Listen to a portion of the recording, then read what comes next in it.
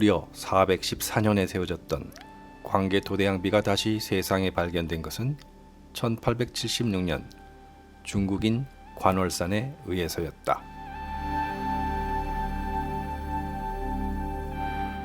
그러나 비석은 불행하게도 광개토대왕이 그토록 싫어했던 외의 후손들에 의해 세상에 나오게 된다.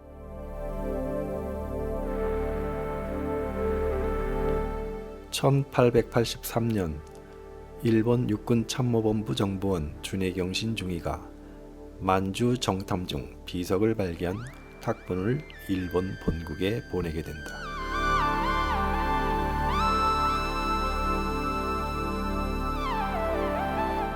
준해경신 사카와 가게노부. 그 후 일본의 학자들은 먹칠이 가미된 쌍구 가묵 탁본을 바탕으로 글자 판독과 해석을 주관했고, 그들은 10여 년 기사를 근거로 임나 일본부 논리를 주장하기 시작했다. 그것은 바로 십여 년에 외가 바다를 건너와 백제와 신라를 깨뜨리고 지배했다고 주장하는 내용이다. 이것은 현재까지도 비문 논란의 핵심이 되고 있다. 그러나 결코 그것이 전부는 아니었습니다. 필자는 2023년 10월 10일 지금까지 그 누구도 의문을 품지 않았던 비문의 문구를 살펴보던 중 특정 부분의 내용이 몹시 부적절하다는 거부감을 느끼게 되었습니다.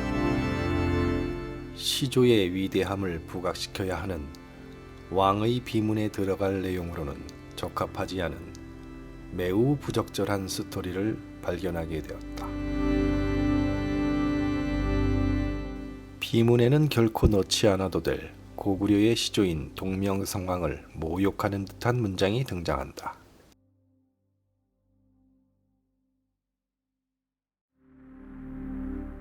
그 문제의 내용은 바로 이 부분이다.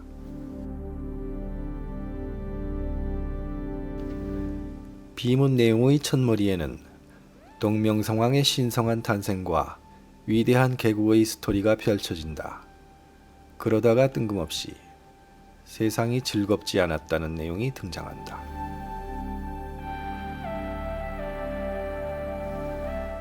(6.39m의) 동아시아 최고의 비석을 건립하면서 조상의 생애를 비하하는 내용을 단 몇 글자라도 써넣을 아무런 이유는 없다. 그것은 자신의 정체성과 직결되는 문제이기 때문이다.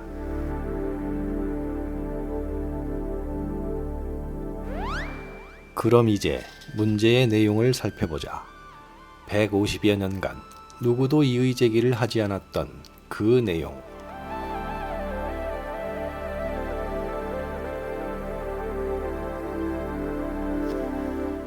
위아 연가부구, 응성즉 위 연가부구, 연후 조도 비류곡, 홀본소성 산상 이 건도원, 불락세위, 인견 황룡내 하영왕. 나를 위해 갈대는 연결되고 거북은 떠올라라. 그 소리를 들은 즉시 갈대가 연결되고 거북이 떠올랐다. 그런 뒤 비류곡 물을 건너셨다. 홀본의 서쪽 산 위에 성을 쌓고 나라를 세우셨다. 세상과 왕의 자리가 모두 즐겁지 아니하니 그로 인해 황룡이 내려와 왕을 모셔갔다.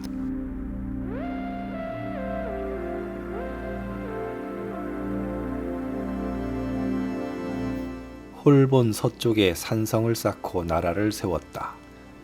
나라가 번영하지 못해 임금의 자리가 힘들고 유쾌하지 못하니 그런 원인으로 하늘에서 황룡이 내려와 왕을 모셔갔다.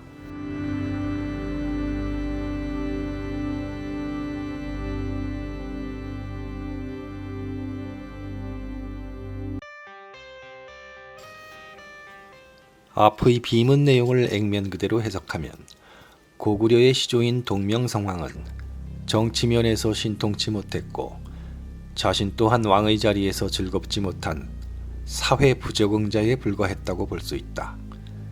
그래서 하늘이 무능력자를 더는 봐줄 수 없기에 용이라는 심판자를 내려보내 부덕한 통치자를 강제로 데려가고 말았다는 암울한 스토리가 된다. 필자는 이 부분을 도저히 용납할 수 없었다.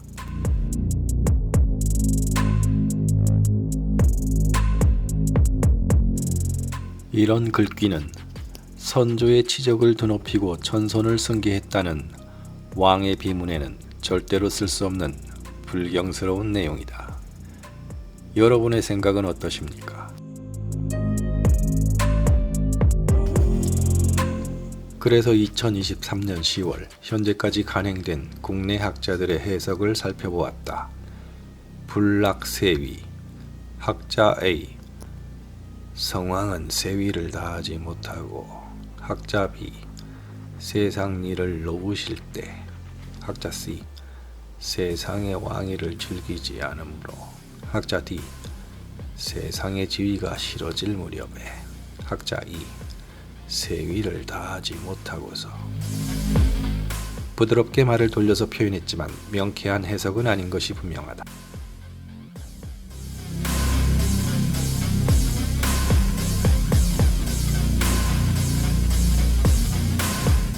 의문은 더욱 증폭되었고 필자는 다시 수십 종의 탁본을 비교 분석해보기로 했다.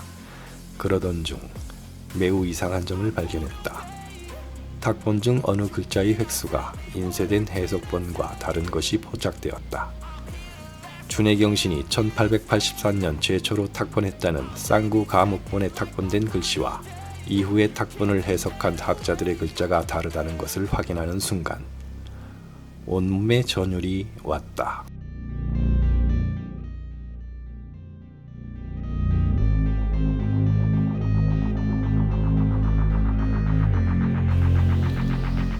설마 이 글자를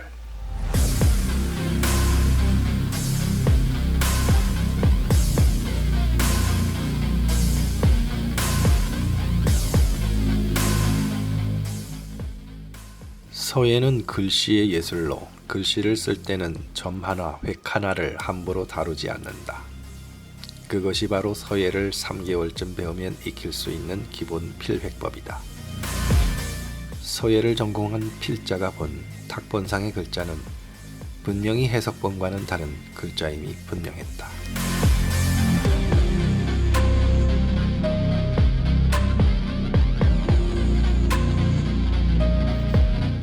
그럼 지금부터 150여 년 전의 판도라 상자를 열어보자.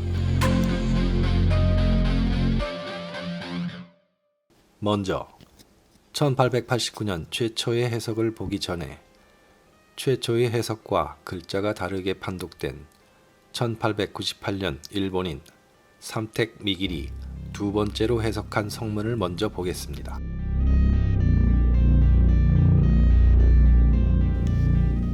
이 해석은 1883년 쌍구 탁본 입수 후 5년 후 1889년 횡정중직이 최초로 비문 해석을 한 이후 9년 뒤 1898년 삼택 미길의 해석이다.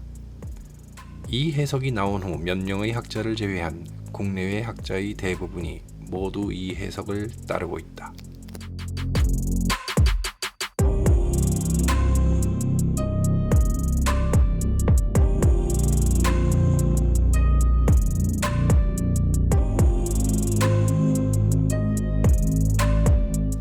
연도 정리를 해보면 다음과 같습니다. 1884년 준해경신 쌍구 가묵본 입수 1889년 횡정중직 최초 해석 1898년 삼택미길 2차 해석. 이 삼택미길의 2차 해석이 문제 발단의 시초였습니다.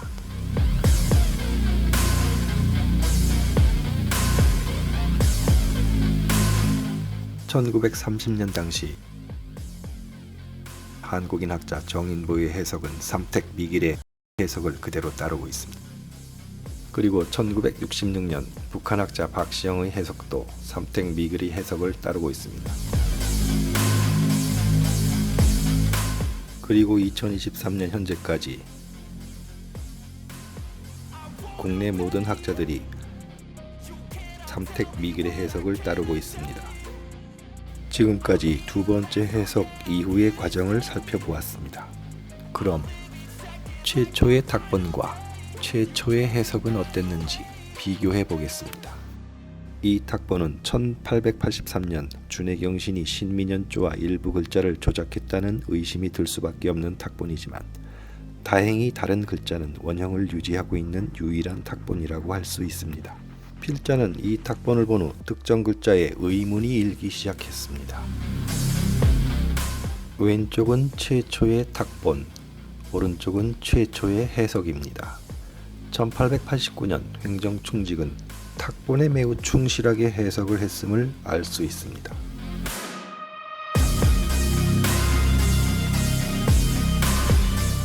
앞에서 보여드린 두 번째 해석과 후속 해석, 그리고 지금 보여드린 최초의 해석과 다른 점을 발견하셨나요?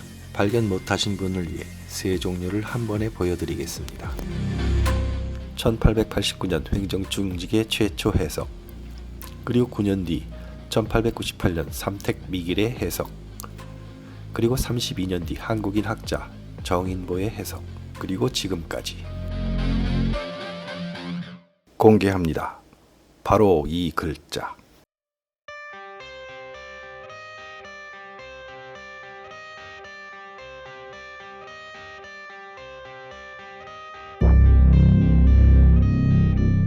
거대한 왜곡, 영락, 불락, 천국과 지옥의 차이입니다. 그럼 두 해석의 차이가 얼마나 다른지 비교해 보도록 하겠습니다. 영락세위, 나라와 임금이 모두 길이 번영했다. 불락세위, 나라와 임금의 자리가 즐겁지 않아서. 이렇게 말을 바꾸고 싶었던 사람들은 과연 누구일까요?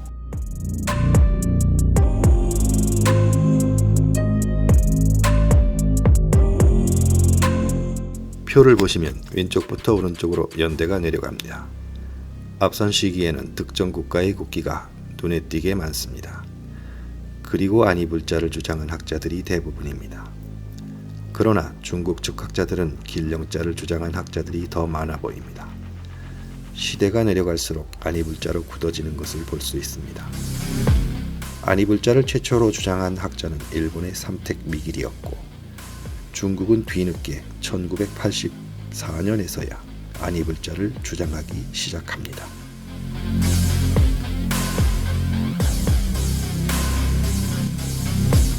그동안 우리는 왜 거대한 왜곡을 알지 못했나? 첫째는 서예학에 소홀했기 때문이다.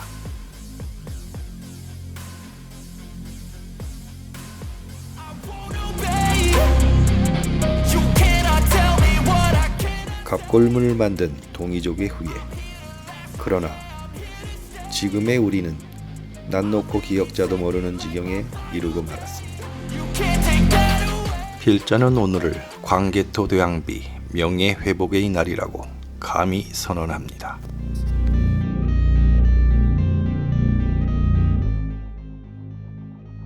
그렇지만 아직 속단은 이르지 않나요? 만약 그렇다면 지금까지 국내외 학자들이 대부분 그 글자를 안이불자로 표기했는데 길영자라는 더 명백한 증거가 있나요? 그래서 지금부터 두 번째 검증을 시작합니다. 예상되는 반론과 함정 리스트를 만들어 봤습니다. 1. 쌍구분이 아닌 다른 탁본에서 영자가 확인이 되나요? 2. 영자는 비문에 이미 쓰여져 있어요. 함정 1. 3. 비문에 나오는 안이불자와 닮았어요. 함정 2. 4. 예서체의 불자와 거의 비슷합니다. 같은 글자입니다. 함정 3. 5. 문맥이 성립이 되나요? 앞의 연자와 뒤에 인자가 설명이 되어야 합니다. 함정 4. 첫 번째 질문. 쌍구본이 아닌 다른 탁본에서 영자가 확인이 되나요? 일본 최초의 쌍구 가목본으로 탁본의 공백에 먹칠을 한 탁본으로 핵심 글자만 조작한 탁본으로 추정됩니다. 두 번째는 중국의 탁본으로 이것은 세월이 지나 1차 석회칠이 벗겨지자 2차로 석회칠을 한 직후의 탁본으로 추정됩니다. 이것은 한국의 국립중앙박물관 소장본입니다. 오른쪽 아래에 영자가 확인됩니다.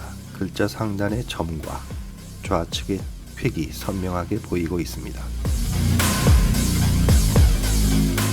이것은 대만의 탁본으로 비면의 세로종선이 잘 보이고 있습니다. 이것은 2차 석회칠 이전의 탁본이거나 2차 석회칠이 벗어진 상태의 탁본으로 일본의 수곡본이나 한국의 해종본과 유사하다고 할 수 있습니다.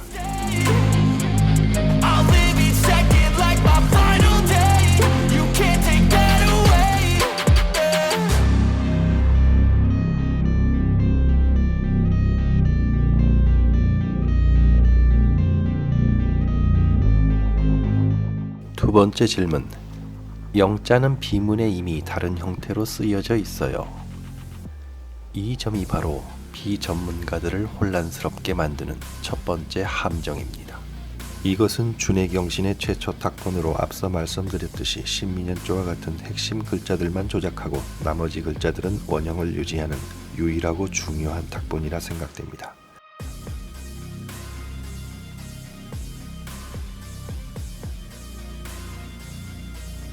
비문 전체에서는 총 6, 7군데에서 길영자가 확인이 됩니다.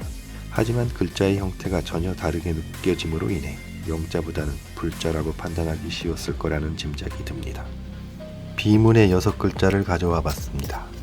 왼쪽 두 번째와 세 번째는 영락이라는 광개토대왕의 연호가 분명한 글자로 길영자를 전형적인 예서체로 표현하고 있지만 나머지 글자들은 마치 비문에 많이 등장하는 아니불자와 비슷하게 쓰고 있습니다. 그 이유는 무엇일까요? 왕의 연호와 두 글자가 모두 확실하게 겹치는 서술형 문장에서의 영락은 왕의 연호와 확연히 다른 자형을 쓰고 있습니다.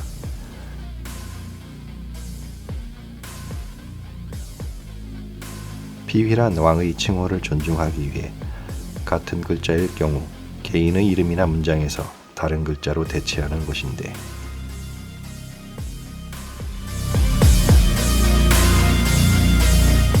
세 번째 질문. 비문에 나오는 아니불자와 닮았어요. 비문 중에는 총 11자의 아니불자와 형태가 비슷한 4자의 길영자가 나오는데 그 형태가 매우 비슷하지만 영자팔법을 아는 사람이라면 쉽게 구분이 가능합니다. 오히려 11개의 아니불자는 획수가 다른 길영자를 구분하는 핵심 증거가 됩니다.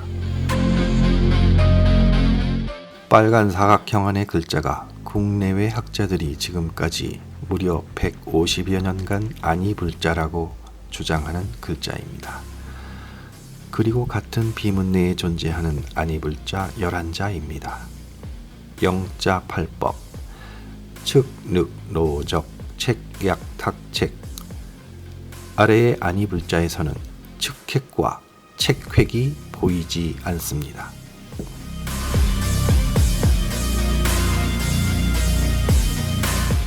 질문 4. 예서체의 불자와 거의 비슷합니다. 함정 3. 이것은 예서체를 어느 정도 공부한 사람들이 쉽게 빠질 수 있는 함정입니다. 왼쪽의 글자들이 한나라 시대의 대표적인 예서체 아니불자들입니다. 오른쪽은 비문 속의 4글자입니다. 구분이 잘 되시나요?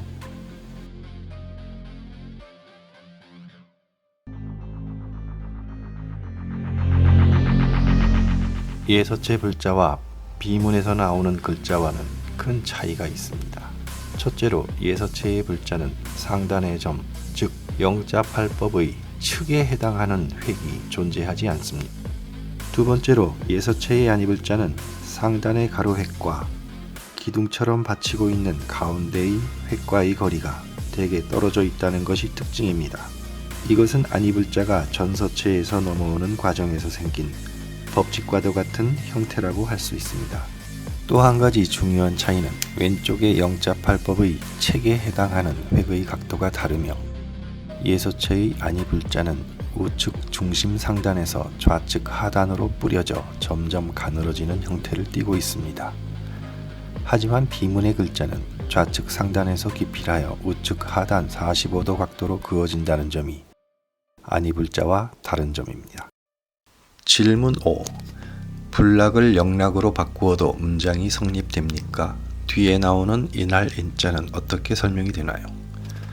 영락 쇠의의 앞글자인 어조사 언자와 뒷문장의 첫 번째 글자인 인할 인자에 대해 설명하겠습니다. 뒷문장의 첫 글자가 인자가 되면 대개는 앞문장에서 뒷내용의 원인이 되는 사건과 연결이 되어야 합니다. 그러나 최근 연구 결과에 따르면 그 인할 인자 역시 석회칠의 결과물로 밝혀진 것 같습니다. 그 글자는 현재 하늘 천자로 정정되었습니다. 검증을 위해 비문 전체를 살펴보는 과정에서 거짓말을 위한 거짓말이 마치 고구마의 뿌리가 뽑혀나오듯 발견되었습니다. 거짓을 위한 거짓, 거짓말은 또 다른 거짓말을 부른다. 비일면 3열 23행의 영락을 불락으로 바꾸면서 같은 형태의 영자는 시나 구, 불로 바꾸는 기발한 변조 기술을 발휘한다.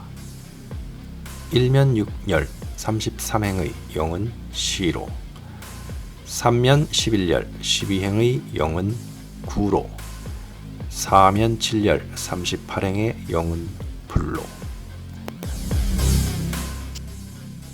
비 일면 6열 33행 산등에 비를 세워 글을 새겨 그 흔적을 흐세에 보인다.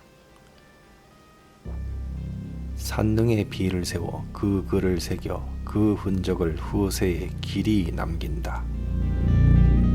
보여준다와 길이 남긴다는 의미 축소라고 볼 수 있다. 아다르고 어다르라는 말이 있듯이 그 차이는 격이 크게 다르다. 이 또한 대왕의 존엄을 훼손하는 하나의 트릭이 적용되었다고 볼 수 있다. 비 4면 8열 38행 위때의 조상 선왕으로부터 묘위에는 석비를 놓지 않아서 위때의 조상 선왕으로부터 묘위에는 석비를 길이 모셨는데 이는 고구려의 문물제도를 격화시키는 내용일 수 있다. 무덤을 만들고 비석 하나 못 세우는 격이 낮은 나라로 만들 수 있는 계제가 있다. 그러나 현재 지반에서는 지반 고구려비가 추가로 발견되었다. 뒤로 이어지는 문장을 해석해보면 비를 세워왔으나 강족이 비석을 훼손하여 광개토 대왕 때는 모두 없어졌다. 그래서 장수왕은 강족에 의해 훼손되어 사라진 연호제를 광개토 대왕 비석에 새겨 정비하게 된다는 새로운 해석이 나올 수 있는 것이다.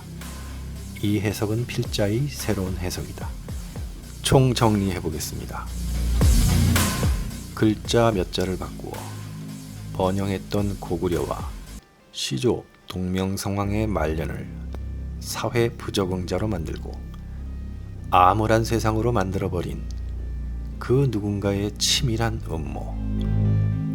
이것은 고도의 전문가 집단에 의한 철저한 기획으로 이루어진 천인공노할 마법이자 만행입니다. 고구려는 선왕의 존엄을 위해 피휘를 쓰는 고급 문화 강국이었습니다. 또한 광개토 대왕은 영락 세상을 꽃피웠던 시조 동명성왕의 이도여치를 실현한다는 의미로 자신의 연호를 영락으로 했을 것이다. 이는 문장상 복선의 기법으로 시조의 행적에 영락이라는 내용을 넣었을 확률이 크다. 도올 김용옥은 고구려의 문화를 재즈라고 표현했다. 고구려의 글씨는 어느 곳에도 종속되지 않은 독자적인 글씨이며 복합적인 그야말로 재즈다운 글씨를 이 비문에서 보여주고 있다. 재즈는 다양한 문화의 융합에서 탄생된다. 고구려의 사회는 다양한 문화가 어우러졌던 고대의 초강대국이었다는 것이 글씨의 스타일에 전해지는 것이다.